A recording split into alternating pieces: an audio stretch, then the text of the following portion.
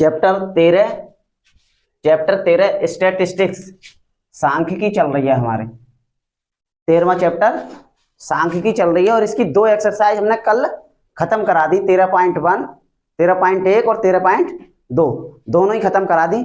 अब इसकी तीसरी एक्सरसाइज शुरू करेंगे 13.3। लेकिन तीसरी एक्सरसाइज शुरू करने से पहले कुछ समझ लेते हैं। उसमें जो है माध्यक के बारे में बताया है। तो माध्यक क्या है वो हम बताएंगे, पहले वो समझ लो तब एक्सरसाइज स्टार्ट करेंगे। अब माध्यक, पहली बात ये बताओ, माध्यक की हमने थोड़ी सी जानकारी तुम्हें दी थी, उसमें किसमें दी थी बताओ? बहुलक निकालने में। कहा? जब दो प्रेक्षणों की बारंबारता समान आ जाती तो हम क्या करते, उनको आरोही क्रम में लिखते, माध्यिका निकालते उनकी। बहुलक बराबर 2 निकालते ना, 3 गुणा माध्यिका माइनस 2 गुणा माध्य। तो हमने बताई माध्यिका कैसे निकालते, बोले सबको आरोही क्रम में रख लो और फिर उनके बीच बीच का मान, थोड़ी सी इतनी जानकारी बताई माध्यिका की। तो वही समझो, आज हम माध्यक सीखेंगे। माध्यक का दूसरा नाम माध्यिका है। माध्यक कह लो या माध्यिका कह लो, सही है। या फिर इंग्लिश में कहते हैं इसे मीडियन। माध्यक, माध्यिका या मीडियन एक ही बात है। जब कभी हम स्टैटिस्टिक्स पढ़ते हैं तो उसमें क्या पढ़ते हैं? सबसे पहले माध्य, फिर बहुलक और तीसरी है माध्यिका। 3 ही चीजें होती हैं बस। इसके 2 नाम है, माध्यक भी कह देते हैं, माध्यिका भी कह देते हैं। चलो आगे पढ़ते हैं। ये माध्यिका कैसे निकालते हैं हम वो देखेंगे। तो आंकड़ों के अनुसार है, वहां तो हमने थोड़ी सी जानकारी दी थी, यहाँ विस्तार से जानकारी समझो। आंकड़े आवर्गीकृत हो तो उनके माध्यक यानी कैसे निकालेंगे माध्यिका, समझ में आ रही है ना बात? आंकड़े आवर्गीकृत हो तो अब आवर्गीकृत में 2 प्रकार के आंकड़े होते हैं। एक तो नॉन, मतलब नॉन बारंबारता बंटन हो, यानी कि एक से सादा सवाल होती है और एक इस प्रकार के सवाल होते हैं जिनमें बारंबारता बंटन भी दे दी होती है। समझ में आई? तो दोनों तरह के सवाल समझे, बारंबारता बंटन वाले भी और बारंबारता बंटन बिना वाले भी, सही है। उससे समझने वाली जो देख लियो, आवर्गीकृत आंकड़ों के कोई सा भी हो, चाहे बारंबारता बंटन वाला हो चाहे बारंबारता बंटन वाला नहीं हो, उन आंकड़ों को सबसे पहले आरोही क्रम में रखेंगे। कोई सा भी हो, चाहे हो क्रम में रखेंगे। मतलब अब आरोही क्रम में रखने पर जैसे हमारे 1 9 7 3 5, हमने इस आंकड़ों को ढंग से रख दिया आरोही क्रम में। 1 फिर 3 फिर 5 7 9 बढ़ते हुए क्रम में। यहाँ क्या है, बढ़ गया घट गया फिर घट गया फिर बढ़ गया, ऐसे नहीं, पहले आरोही क्रम में रखेंगे। पहली बात समझ गए ना? अब यहां से 2 बातें निकल के आती हैं कि यदि प्रेक्षणों की संख्या विषम हो, यानी जो पद दिए गए हों इनके पदों के मान यदि विषम हो, 1 2 3 4 5, 5 समय विषम, तो हमने तो यूं कह दी भैया आरोही क्रम में रख दो और बीचा बीच को मान वही माध्यिका होगी। उस समय थोड़ी सी जानकारी बताई हमने, तो आप बीचा बीच का मान थोड़ी, सूत्र समझो। यदि तुम्हारे पास जितने भी पद हैं उनको आरोही क्रम में लिख लो और उन्हें को गिन के लिख लो, n बराबर 5, सही है। तो माध्यक निकालते हैं, यानी माध्यिका कैसे निकालेंगे? जो n प्लस 1 यानी जितने भी पद हैं मान लगा दो, 5 प्लस 1 बटे 2, 6 बटे 2 यानी 3वां पद है। तो 3वां पद क्या है? 1 2 3 5, यानी 3वां पद क्या है? 5 5 उत्तर। जब तो हमने ऐसी लिखवा दी आरोही क्रम में रखने पर बीचा बीच का मान, ऐसी तो लिखवा दी। लेकिन आप समझो माध्यक कैसे निकालेंगे? आरोही क्रम में रखेंगे, टोटल संख्या गिनेंगे हम, माध्यक का सूत्र लगाएंगे, n प्लस 1 बटे 2वां पद, और n की जगह जो भी मान हो हमारा, 5 हो 15 हो कितने भी हो, सही है, वो रख देंगे। और जो जौन सा भी पद हो गिन के वही वाला पद होगा। जैसे मान के यहाँ तक छठा, यहाँ तक 4वां पद, तो 4वां पद का मान है 7, सही है। 4वां पद का मान 4 उत्तर नहीं है, 4वां पद का मान है 7। जैसे यहाँ है 3वां पद, तो 3वां पद उत्तर नहीं है, उत्तर है 3वां पद है 1 2 3 5। समझ में आई ना बात? आवर्गीकृत आंकड़ों को सबसे पहले आरोही क्रम में रखेंगे। 2 प्रकार की कंडीशन बनेगी, यदि प्रेक्षणों की संख्या विषम है तो n प्लस 1 बटे 2वां पद, समझ में आ गई ना? यदि प्रेक्षणों की संख्या सम आ जाए, तब प्रेक्षणों की संख्या सम आ जाए यानी जो पद हैं वो इस बार सम हो, तब सम कैसे? इस प्रकार के 1 2 3 4 5 6, इनकी संख्या तो n बराबर 6 है, कितनी है? सम है। तो ऐसे कैसे निकालेंगे बताओ? जा में कैसे बताओ, बताओ बीचे बीच को मान कहाँ है, बताओ? 3 ही इधर है 3 ही इधर है, यहाँ कहाँ बीच है? वो वाली नियम तो फेल हो गया, सही है ना? अरे समझ में आ गई ना। तो इसके लिए क्या है सूत्र ये है 1/2 ब्रैकेट में ये वाला सूत्र। जब प्रेक्षणों की संख्या सम हो तो कैसे लगाएंगे 1/2, n का मान तो तुम्हें पता ही चल जाएगा गिन के, सही है। n का मान पता लग जाएगा, n/2 पद प्लस n/2 प्लस 1 पद। समझ में आई। एग्जाम्पल दूसरा देख लो, ये हमारे प्रेक्षण है, इन प्रेक्षणों को आरोही क्रम में रख दिया, ये उल्टे सीधे रखे हुए हैं आरोही क्रम में। ये आरोही क्रम तो जरूर रखेंगे जब माध्यिका निकालेंगे तो आरोही क्रम में रखेंगे। आरोही क्रम में रखने के बाद n बराबर संख्या हमारे पास है टोटल कितनी 6, तो माध्यिका निकालेंगे, ये वाला सूत्र लगाएंगे 1/2 n को माने 6, तो 6/2 पद प्लस 6/2 प्लस 1 पद, सही है। 1/2 चल रहा है 2 से प्लस, सही है, यानी 3 पद j और 4 पद j, 3 और 5, यानी 1/2 ऐसे ही रहने देंगे। 3 पद का मान क्या है, अरे इसमें नहीं, आपने आरोही क्रम वाले में 3 पद, ये अपने आरोही क्रम में 3 पद कौन सा है 5, और इसमें चौथा पद कौन सा है 6, तो इसकी जगह मान रख दी 3 पद 5, 4 पद 6, 4 और 5 और 6 जोड़ के 11 हो गए, 11 की गुणा 1 से करी तो 11 कम 11/2, आंसर आ गया 5.5। बताओ, यानी प्रेक्षणों की संख्या सम है तो n प्लस 1/2 पद j, ये सूत्र इतना।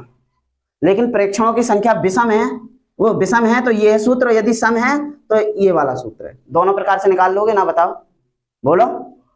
चलो ठीक, यही है। अब बात ये है कि माध्यक में ये वैसे वाले आंकड़े हैं, बारंबारता बंटन बिना वाले, जिसमें बारंबारता बंटन नहीं है इसमें।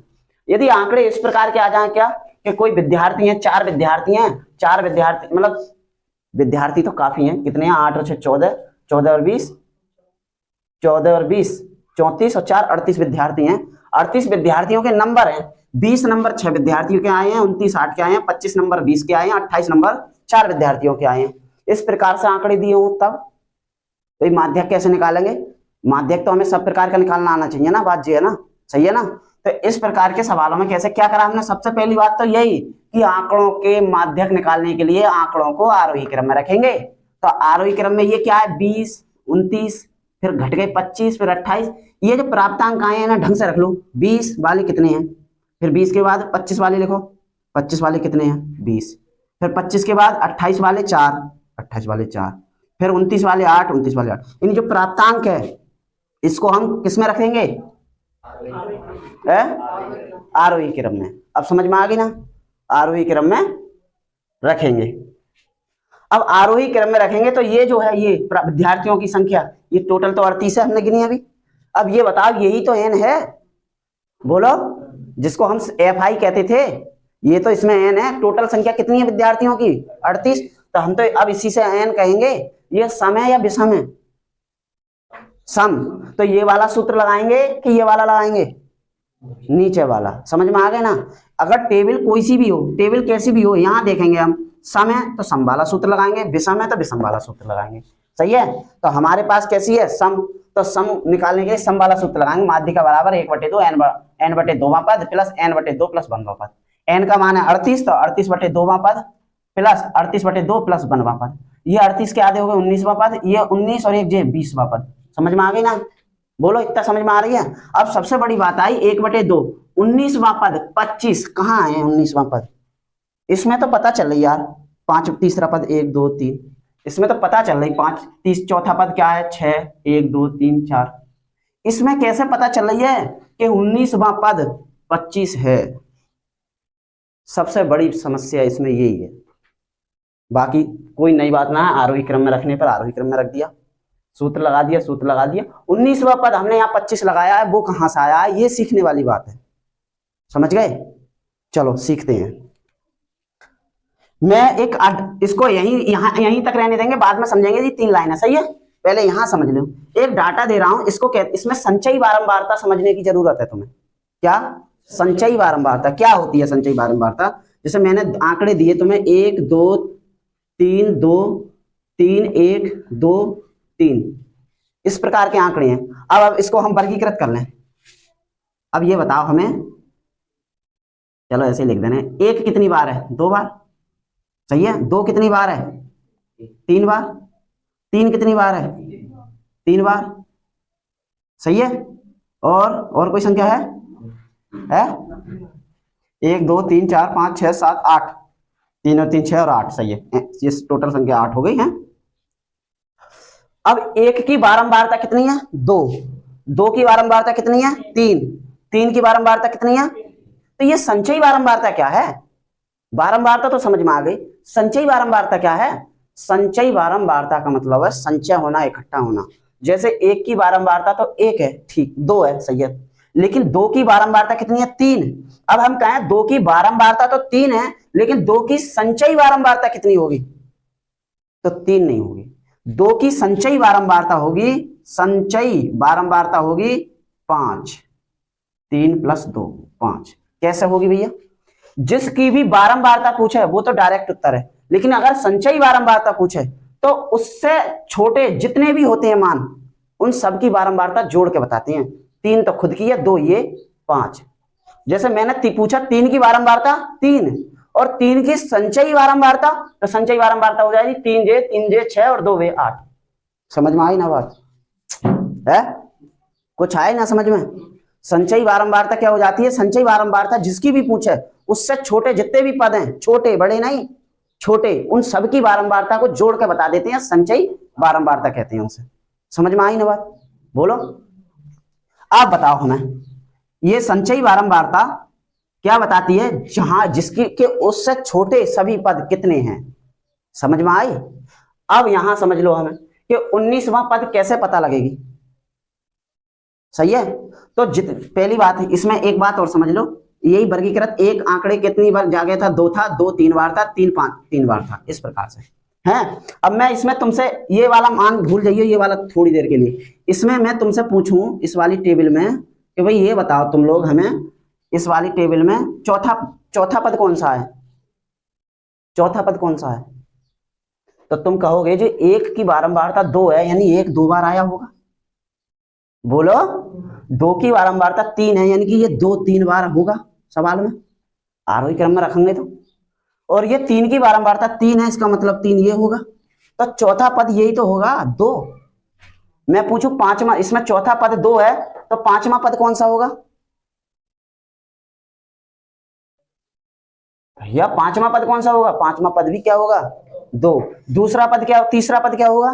तीसरा पद भी क्या होगा? 2। हम पूछा दूसरा पद क्या होगा? दूसरा पद होगा 1, क्योंकि एक ही पहला पद है, एक ही दूसरा पद है। फिर 2 पद के बाद तीसरे पद से जे स्टार्ट हो जाएंगे, दूसरा पद है ना। फिर हम तीसरा जे हो जाएगा 5 छठे के बाद 6 7 8। समझ में आई ना? अब इसमें हम तुमसे पूछ रहे हैं 19वां पद कौन सा है? 19वां पद,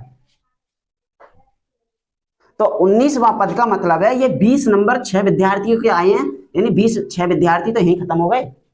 6 पद तो यही हैं, बोलो 6 पद ये हैं, और तो 25 नंबर 20 विद्यार्थियों के आए हैं, 20 विद्यार्थी ये हैं, तो 20 और 6 26, यानी 26 पद तो यही हो गए। टोटल तो 38 पद हैं, 26 पद तो यही हो गए, और हमें चाहिए कौन से? 19वां पद।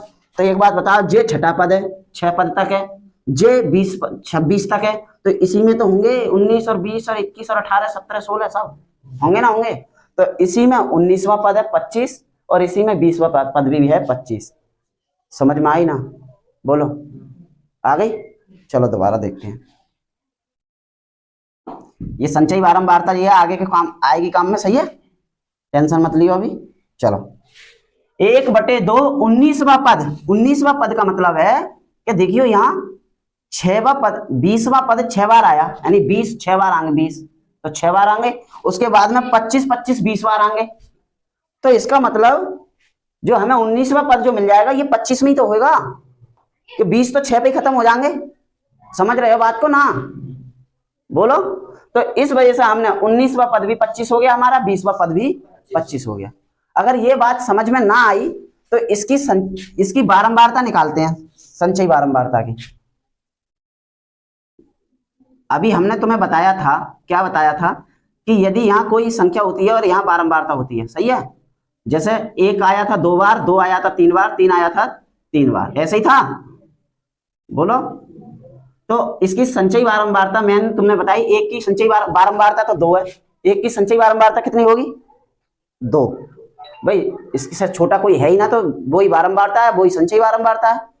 चलो, दो की संचयी, दो की बारंबारता 3 और इसकी संचयी बारंबारता 5, 3 की बारंबारता 3 और इसकी संचयी बारंबारता 8। अब इसको ना थोड़ा दिमाग, अब मान के चलो डाटा हमारे पास बहुत है तो उनके सबके जोड़ के ना समस्या आ जाएगी भाई, उसकी संचयी बारंबारता जोड़ेंगे तो दिक्कत आएगी ना आएगी।